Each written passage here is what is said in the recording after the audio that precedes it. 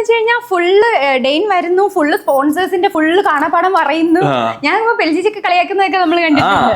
ഇതൊക്കെ പഠിക്കാനുള്ള സമയം എവിടുന്നപ്പോ?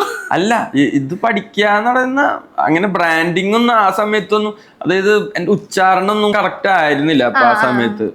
അത് സംസാരിക്കുമ്പോ ആ ഒരു കോൺഫിഡൻസിലായ്മ എന്നെ നല്ലപോലെ ബാധിച്ചിട്ടുണ്ടായിരുന്നു സ്റ്റാർട്ടിങ്ങില്. അപ്പൊ അത് ഗ്രാജുവലി ആണ് ഇപ്പോ വാക്കുകൾ ശരിയാവുന്നതിനേക്കാൾ കൂടുതൽ വാക്കുകൾ ശരിയായാലില്ലെങ്കിലും ഞാൻ അവതരിപ്പിക്കുന്നുള്ള മൈൻഡ് സെറ്റ് ഇപ്പോഴാണ് വന്നു. ഇപ്പോഴല്ല, കുറച്ച് ഗ്രാജുവലി വന്നത് അത്. അപ്പോ പേളിയുടെ കൂടെ നിൽക്കുന്ന സമയത്ത് എനിക്ക് ഈ പറയുന്ന പോലെ പേടിയും ടെൻഷനും ഇതൊക്കെ ഉണ്ടായിരുന്നു. പക്ഷെ പുള്ളിക്കാരത്തി എന്നെ ഭയങ്കരമായിട്ട് സപ്പോർട്ട് ചെയ്തിരുന്നു. ഞാൻ മുമ്പ് ഇന്റർവ്യൂസിലൊക്കെ പറഞ്ഞിട്ടുണ്ട്, എന്നെ ഫസ്റ്റ് ഷെഡ്യൂൾ കഴിഞ്ഞപ്പോൾ ഞാൻ നിർത്തേണ്ടി വരും എന്നുള്ളത് ഞാൻ എന്റെ മനസ്സിൽ ഉറപ്പിച്ചു.